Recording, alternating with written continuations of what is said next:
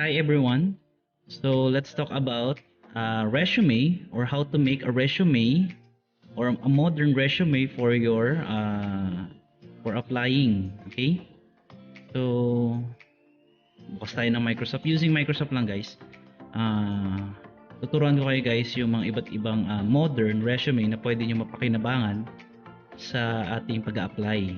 So dati kasi mga ordinary lang yung mga resume natin guys, kagaya ng ganito.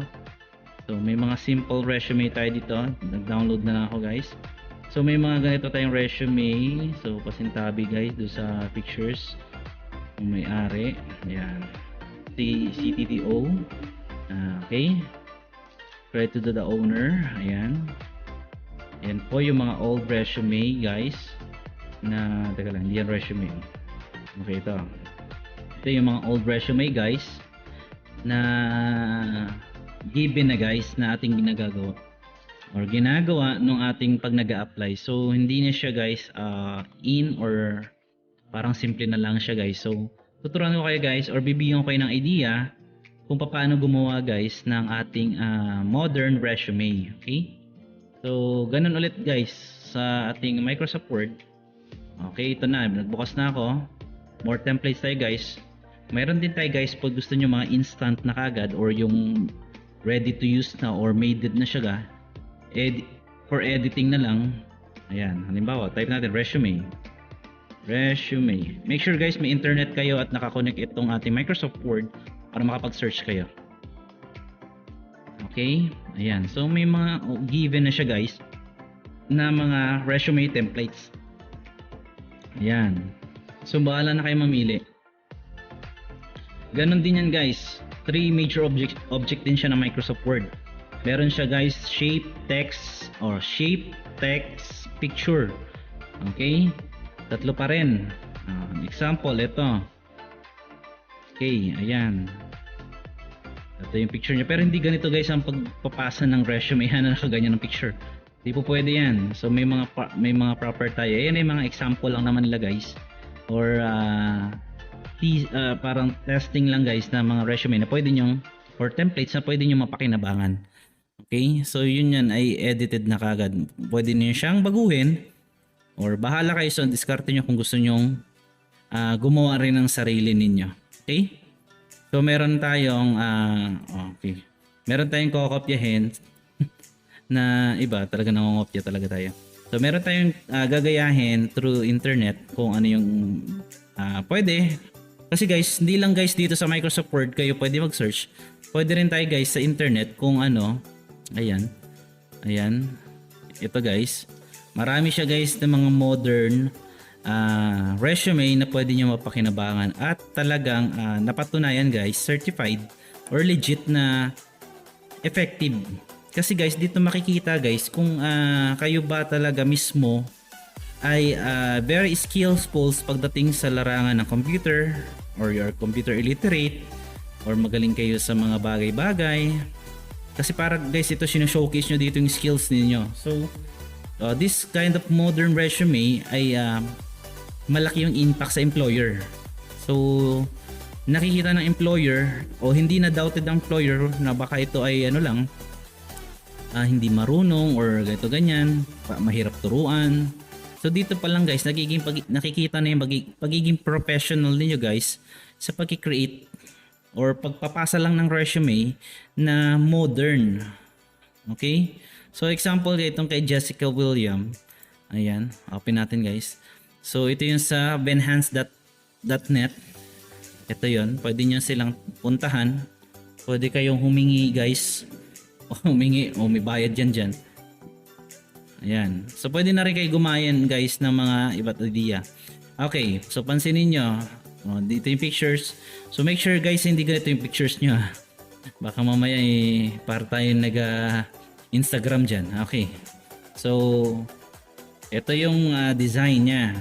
So, mamaya explain ko sa inyo. Ito na yung page 2 nya. First page ako second page. So first yan guys, meron siyang background dito guys, dalawang shape yan. Tapos guys, meron dito tayo siyang circle na picture or shape siya, pwede siya, tuturo ko rin sa inyo kung paano. And then text guys na may shape fill. Then yung mga icon, ito yung mga icon. So mapapansin nyo medyo malabo lang guys yung check natin medyo malabo lang kasi yung pictures na yan. Okay? Ayan. Tapos puro text na guys. Ayan, nandiyan na yung contact, nandiyan yung education nyo, expertise nyo, sa kayo mga expertise, depende. Profile, experience nyo guys, kung madami kayong experience, marami na kayong napagtrabahuan. Sunod, skills, ito yung skills nyo. Kung saan kayo magaling sa analytic, creative, efficient, positive, responsible. Siguro yan. Okay, sa skills. Parang ibang klase siyang skills. Para siyang, pwede siyang tawagin yung may tawag pa dyan yung strength pwede nyo ilagay dito yung strength, yung skills niya, strength, analytic, creativity, ito pwede ito ilagay kasi meron tayo ditong technical skills. So dito technical skills nyo, yun yung mga technicals ninyo, marunong kayo sa Photoshop, Illustrator, InDesign, CEO, Word, Excel, PowerPoint, and other guys software, or ano pa, marunong ka mag-repair, technician, basta ano yun pa pwede, yun ay technical skills. Okay, language guys, kung saan kayo, marami ba kayong language, baka may Bisaya pa, huwag nyo na ilagay, okay? Kung kayo ay language, English, kahit isa lang, o kahit English and Filipino, di ba? Pwede na. Award, may award ba kayo? Doon sa dati naging experience ninyo. Okay, ayun yung mga content na kailangan natin ilagay. Social, meron ba kayong Twitter, Instagram, Facebook? Okay, interest. Interest na nakalagay dito, pwede nyo interest kasi dati ito yung mga hobbies o yung habit niyo. Ano yung mga habit niyo? Matulog, kumain, hindi joke lang. Syempre, yung playing basketball, yung cooking, yung mga ganyan. So, jogging, yung mga habit niyo, playing music. Huwag yung lalagay nito bawal ilagay dito yung playing Dota, playing ML, bawal yan. So hindi ka tatanggapin sa trabaho, baka maglaro ka lang dyan. Pag na-hire ka, baka maglaro ka lang. So ayaw ng employer yan. Okay, huwag nyo ilalagay guys yung mga specific na Okay, so be careful guys sa paglalagay ng mga content ninyo sa inyong resume kasi yan yung inyong tawag dito, showcase ninyo yan. Kumbaga, yan yung products na kailangan makita sa inyo. Okay, yung katangian ninyo. Okay? So, yan lang yung pag-create. So, sundin natin yan. Mag-example lang ako sa inyo guys kung paano mag-create ng ganito using 3 object guys ng ating Microsoft Word. Yung ating shape, pictures, at saka yung ating text. Yang tatlo lang guys. Pag medyo marunong kayo gawin yan or kaya nyo gawin yan guys, master nyo yung tatlong object na yan, makakagawa tayo guys ng magandang resume na modern using simple major ng parts ng ating Microsoft. Okay, so first mag-create muna tayo guys ng shape. So make sure guys yung ating paper ay naka-adjust ng layout into legal. Dapat naka-legal. Wala po guys na resume naka-short, dapat naka-long. Ang size nya guys is legal or size or long. Ayan. Kasi pag nag-size letter tayo, so adjust na naman tayo. Okay? Yung margin nyo guys, gawin nating ang orientation nya, portrait, margin nya guys, gawin nating narrow. Yan. Okay? Para yung edging ng ating margin ay malawak. Okay. So first, punta tayo sa insert. Ayan. Alam naman natin yung mga shape niyan.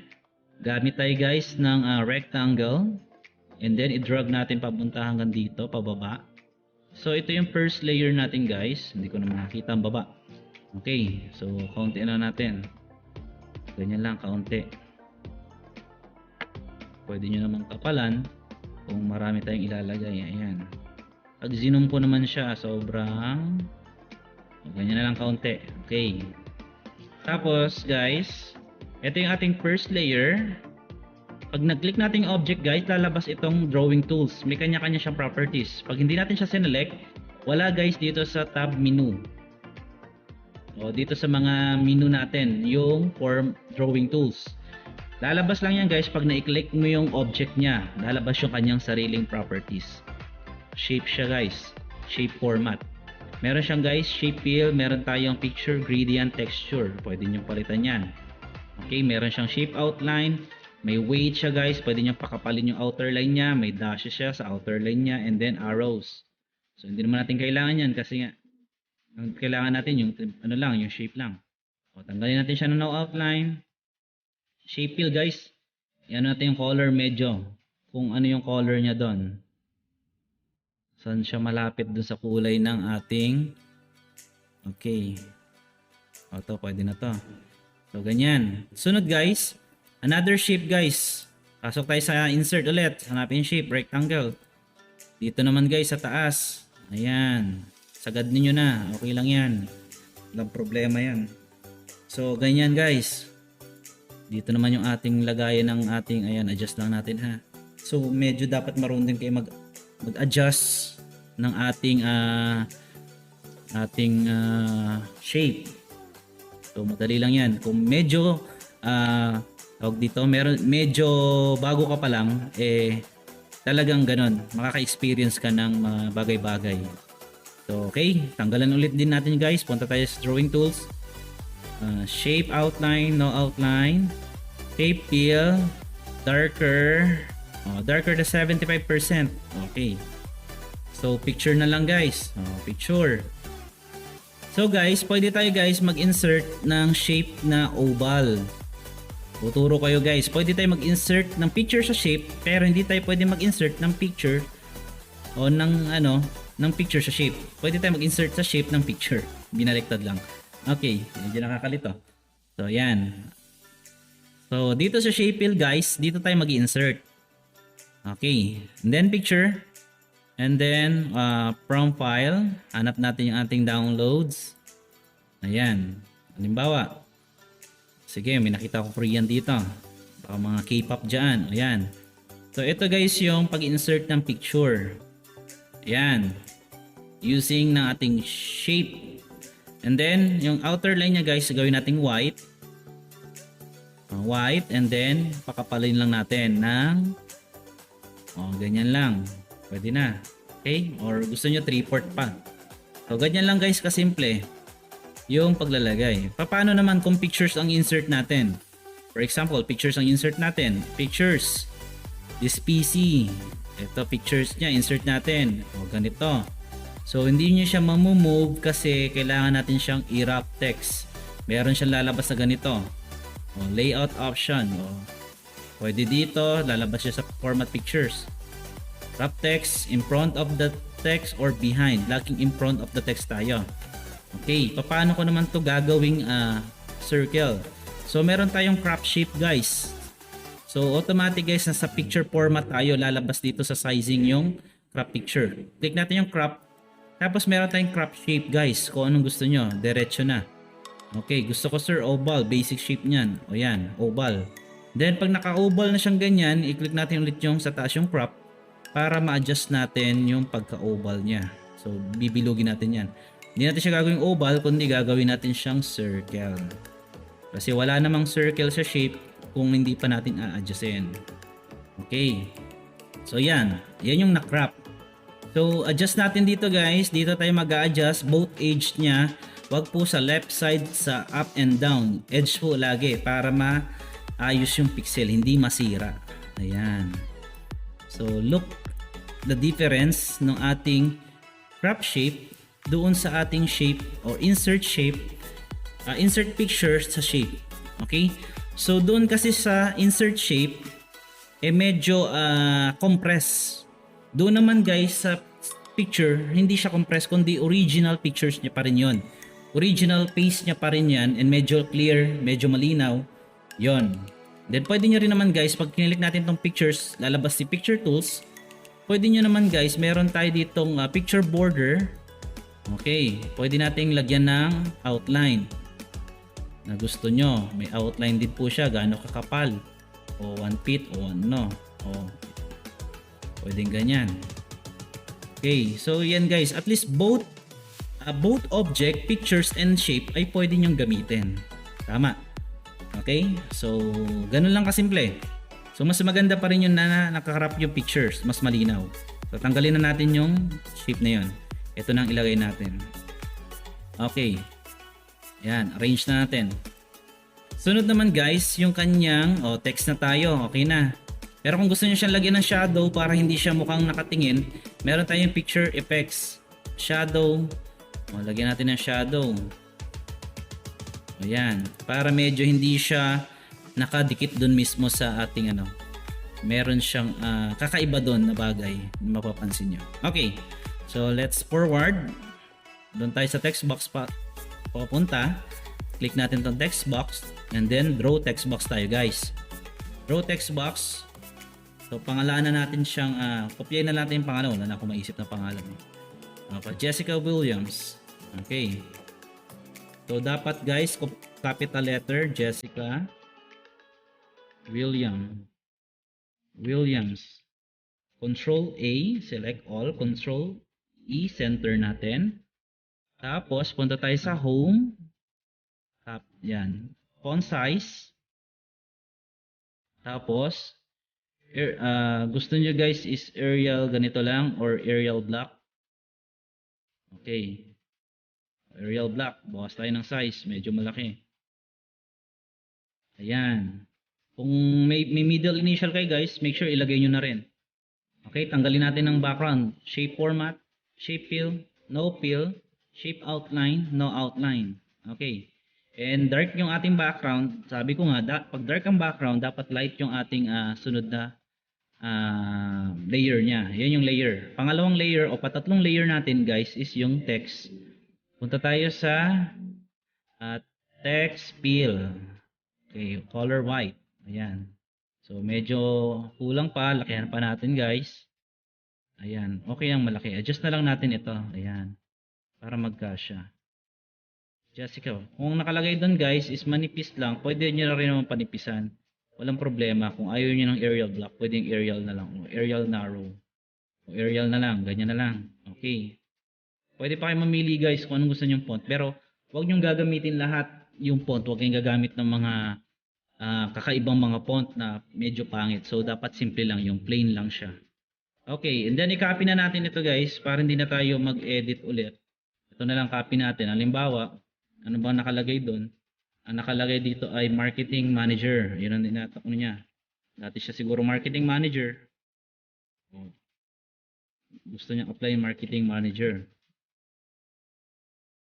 Pero guys, huwag na rin kayo maglagay nito kung ano yung position na magiging available. Eh, tanggapin na lang natin. Okay, so palilitin natin siya hanggang 20. Babaguhin natin yung color. Gagawin natin din siya lighten. Hindi siya lighten guys ha. Dapat medyo dark ng kaunti siya. 15%. Pwede nyo rin palitan ng color. Okay. Huwag naman yung highlight ay okay. Doon na lang kunyari. Ganun na lang. Medyo light. Kung gusto niya palitan pa, bawasan pa siya ng color. Check natin kung may format shape siya guys. Tignan natin. So no fill na siya, wala na siyang transparent, hindi na siya pwedeng bawasan. Okay, so pwede na siguro yan. Okay. Pero yung shape guys, pwede natin bawasan. Halimbawa, itong shape.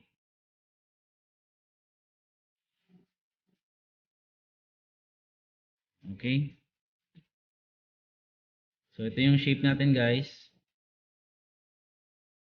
Shape. Right click.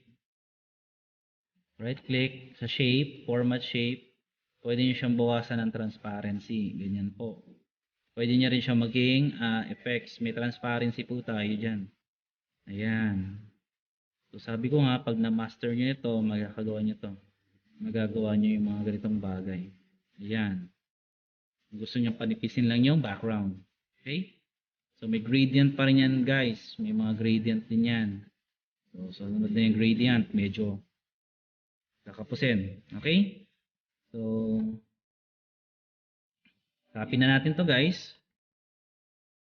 Ayan. Tapos lagyan. Medyo malaki guys. Pansin nyo.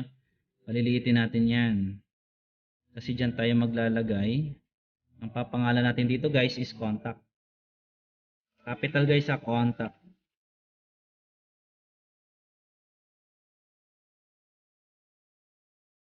Contact.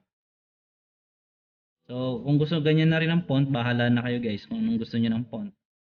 Ayan. So, lahat guys ng title dito ay parehas na rin. Contact. Lagyan natin ng shape format, shape fill. Lagyan natin ng gray. Dark gray. Tapos siya ay color white. Shape text fill white. Gawin natin siyang hindi siya dark. Teka lang, hindi nadama yung isa. Ayan. Ano ba nakalagay doon? White lang, ash white lang. Yung parang abu style lang siya. Bawasan pa natin. Hanggang 20. Hanggang 18. Masyado pang malaki. Bawas tayo ng kaunti. Zoom natin. Kung nahirapan kayo mag-adjust, i-zoom nyo. Okay, huwag kayong magtiyaga. Baka magtiyaga kayo sa kaka-adjust. Baka ang mata natin ay hindi na mabalik sa adjust. Okay. Okay ba? Pwede na ba? Medyo maliit nga yung gamit nun eh. Okay, ito ay bahala kayo guys kung anong gusto nyong kung gusto nyo pa siyang palaparin or anong gusto ninyo. Basta't nasa sa inyo po yun ang desisyon kung papaano nyo siya gagawing maayos. Babaan natin, gawin natin port 16.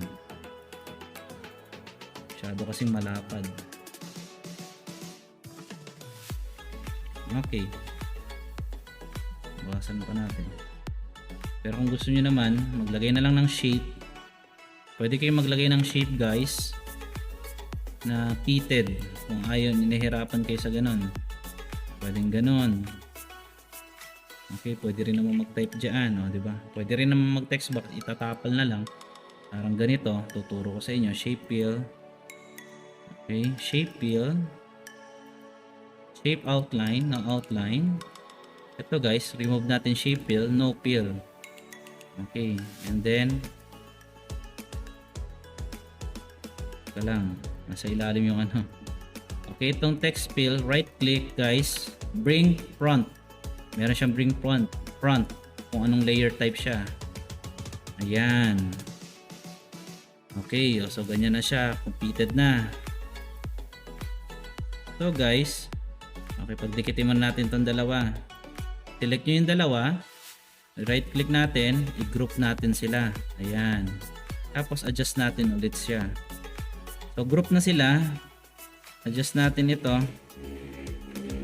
Ayan. So pag sinabing group na siya guys, okay, isang move na siya. So naka-merge na siya doon sa ating shape, yung ating text. Diba? Ganun kasimple lang. So kung gusto niyo pang i-polish ng ganyan. Okay. So maglalagay naman tayo guys ng icon. Insert tayo ng picture. Diba? Kanina ba? Okay, dito. So meron tayong icon guys na ilalagay. Yung mga important. Siya picture guys sa wrap text natin in front of the text. So mamumove na natin siya in different way or in different area. Okay. So halimbawa contact. Ano yung contact dyan? Siyempre telephone, home address. Wrap naman natin guys. Ayan. Halimbawa ito. Eraser nakita ako, palilitin ko to, wala naman. Pwedeng ganito na lang guys nyo. O yan. Hanggang saan? Hanggang dito. Okay. Kakaunti lang na ikakrap natin. Kopyahin natin. Doblehin na natin kasi madali na siya. Kasi ang gulo kasi pag madami. I mean, magulo siya pag ayan. Tapos kunin nyo tong telephone.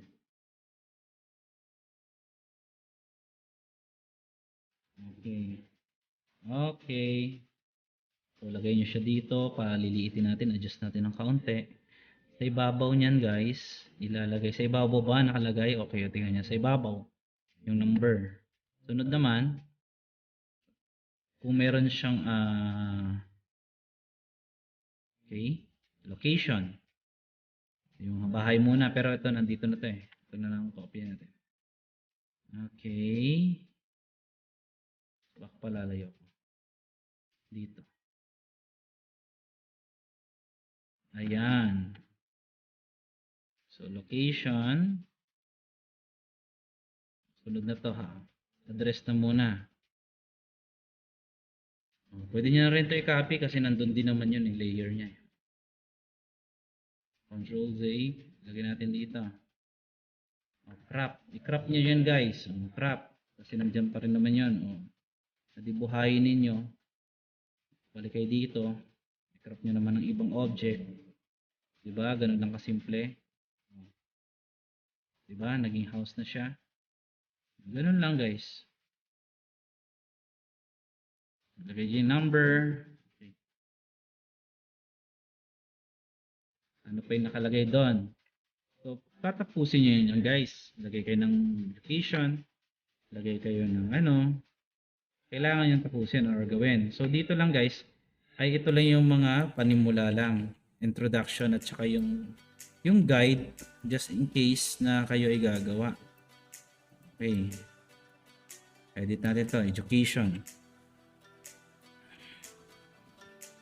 So, hindi natin tatapusin. Abutin tayo dito ng Shaman King. Ayan. Kasi medyo mahaba ang labanan na ito. Pag gagawa kayo ng resume nyo, talagang gagawa kayo ng mas maganda yung resume. Okay. So, copy lang tayo ng copy guys para hindi tayo edit ng edit. Kasi pag edit tayo ng edit, ano panibagong shape. Halimbawa, 09, 0970, ganyan. O, yan yung telephone number niya. Pwede mong gawin niyang ano, ulitin mo na lang. 11. Ulitin mo na lang to para hindi sa gabalod. Yan, may pagkukunan ka na. Dito ka na kumapi. Copy mo na yan, tapos pwede ka na mag-ano dyan, address. Halimbawa, tawag dito. Florida, wow. Oh. Florida. Huwag capital ka. Normal word na siya, Florida. Something, meme. O, bahala na kayo. Basta yun, address. Location, bahala na rin kayo maglagay. So, hindi ko na siya anihin. So, ubos lang siya sa oras. Ina-adjust ko lang yung pwede nyo mapakinabangan. Okay? Sunod naman guys. Ito naman yung sa profile. Okay, dito tayo magtatapos. So, pag-create ng ganito na lang yung mga content. Yung mga icon na lang yan is it's up to you na. Di ba? So, yun lang. Shape muna tayo. Insert ating line. Ganito. Okay. Sagad natin. Click nyo siya. Sagad nyo siyang ganyan. Tapos, palitan nyo yung shape color. O, ganon. Gusto nyo is, ano lang siya, ash lang po siya. Okay. Tapos, okay, dito tayo kuha. Profile.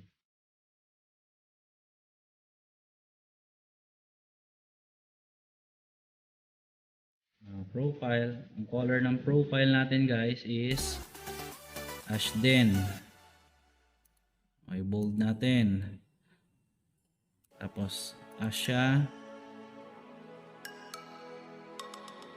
Darker. Ayan. Tapos, ang size niya guys, maliit kasi ito 11. Gawin natin siyang 16. Kasi 16 yung may. Pwede yung 14 guys ha. 14 na lang. Calibrate pa rin natin yung iba. Ayan. Profile. Okay. So, yun na yun. Yung line, yung text box. So, yun na yung gagayahin ninyo. Lahat. Sunod-sunod na ito. Okay. Sunod naman guys. Paano naman gagawa ng ganito? Ito, tsaka icon. So, ganito guys ang pag-create na yan. So, actually wala tayo dito makikitang ganyan. Mano-mano na naman. Isang ganito. Isang line. Isang line ulit. Isang line din ng base type siya. I-zoom natin na guys para hindi kayo mahirapan. Adjust nyo lang siya. Ito na yung mga basic part guys na pwede nyo nang pakinabangan. Okay. So huwag nyo siyang ididikit doon. Huwag nyo muna idikit. Adjust nyo muna ng ganyan. Kasi pag dinikit nyo kagad dyan, hindi nyo mapapantayan ng ayos. Tapos sa kanyo idikit. Ayan, check nyo kung magkadikit na. Pag magkadikit na, kung hirap kayo gumamit ng mouse, gumamit kayo ng arrow para pantayin sila. Medyo lang magpas. So, tama na yung ginawa natin kanina. So mahirap lang magpatama niya, sobrang liit yan. Okay, so pagsasamahin na natin sila, i-merge na natin. Select nyo sila. Select, medyo ayan, select, and then select din yung isa. Okay, pag na-select yan, select yung isa, tapos hold yung control sa keyboard, and then select nyo yung isang and then bitawan nyo yung control, i-right click nyo dito sa bilog na ito, and then i-group nyo siya. Group. So pag naka-group na siya, okay, pwede nyo nang i-adjust ng ganito, pwede nyo nang i-adjust ng pag ganito, di ba? Madali na. So palitan naman natin ng shape color niyan. Gawin natin silang ayan. Yung shape outline ang makapal, sobrang nipis, parang walang kinain. Ayan. Medyo makapal naman. Bawasan naman natin. 1 feet na lang, o kaya 3/4. Okay na 'yan. Okay, so dito siya. Tapos paano naman sir yung pababa? Gagawa rin pa ba tayo? Hindi na. Copy nyo na lang ito guys. Para hindi na kayo magdoble. Ilain nyo na lang ito pababa pag ganun. Di ba? Gagawa pa ba kayo ng ganyan? Nandito nyo na. Tapos copy tayo ng icon. Kuha tayo. Profile. Hanap tayo ng icon. Craft natin ito. Okay, craft. May icon ba dito? May tao ba? Ulo ng tao dito? Meron. Ayun. Nandoon. Ayun na lang muna. Crap. So siya ang ilagay mo diyan. Di ba? Okay. So text box naman tayo guys. Copy natin 'to. Para hindi na tayo text box. Tapos type natin, halimbawa, wala akong maisip na content. Maglalagay lang ako equal rand. Wala akong maisip na content guys, equal rand, open and close parenthesis. Magkakaroon lang siya ng laman. Palilitin ko na. Magkaroon lang siya ng laman. Ayan. Yun yung content. Kunyari, ito yung content ng profile ko. Paliwanag ko sa inyo yung profile mamaya. So, gawin na lang natin siyang, anong size nito? 11 area. Gawin natin siyang 10. Justify natin siya. Control J for justify. Ayan. Kunyari, yan yung content. Okay. Tapos, ang color niyan guys ha, ay nakalagay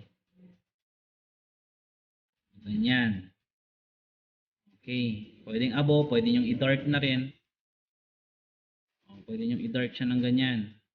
Ganyan.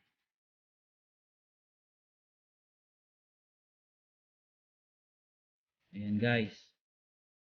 So ganyan lang kasimple. Paliwanag yung profile guys ayon dun sa ating professional. Ayun sa example, meron siyang ganito. What is a profile on resume? So baka yung iba nagtataka, hindi alam paano. So nakita ko sa indeed.com, sa career advice, resume, cover letter, profile on resume. Ang profile guys, ang ibig sabihin ng profile dun is profile as resume is written statement located at the top of your resume that briefly highlights the experience and skills you bring to the position. It's also list of achievements or accomplishments made at your current or previous role. A resume profile is similar to an objective or summary statement but contains a slightly longer and more detailed combination of your career goals and achievements. So pagsasamahin, isa summary. So i-merge nyo siya yan. When reading a resume profile, your goal is to sum your experience and goals in approximately less than 500 characters listed at the paragraph or bullet points. Use this section to explain your skills and qualification to hiring manager to give them a better idea of how his experience can benefit their company. Profiles often include details about accomplishment and achievement using percentage of the statistical data to accurately explain the result brought to the company.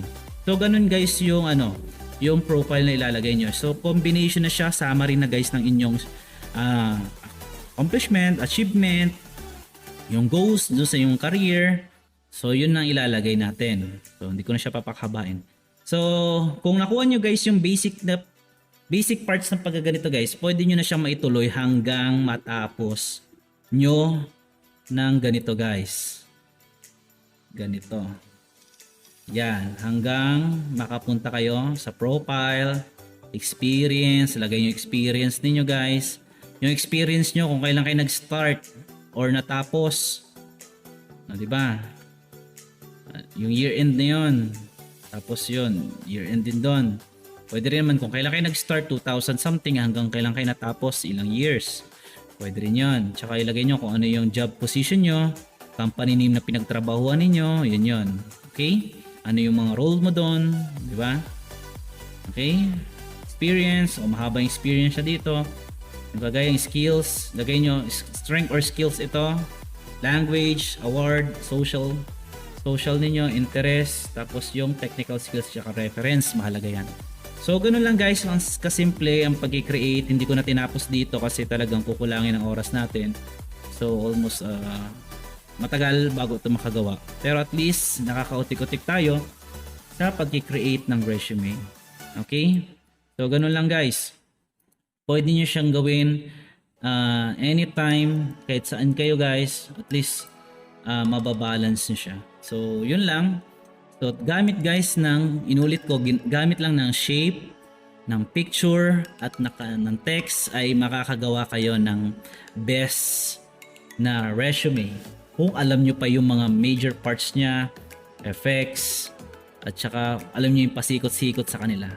So, nakaka-create tayo ng mas magandang resume. So, yun lang guys. This is the modern resume. Pwede nyo mapakinabangan sa inyong for applying a job or seeking job. Okay? So, maraming salamat. So, sana hindi tayo mag-ano ulit sa traditional resume, gawin natin modern resume natin para mas possible talaga na ma-hire tayo. Okay? So maraming salamat. Don't forget to subscribe to my channel. Like and share nyo rin guys. Share nyo guys sa gusto pang matuto. Baka may mga kilala pa kayong gustong makapanood nito o may gusto kayong itulong sa kanila. So just sharing this video para mas marami pa tayong matulungan. At yun lang. See you on my next video guys. Keep safe everyone and God bless. Goodbye.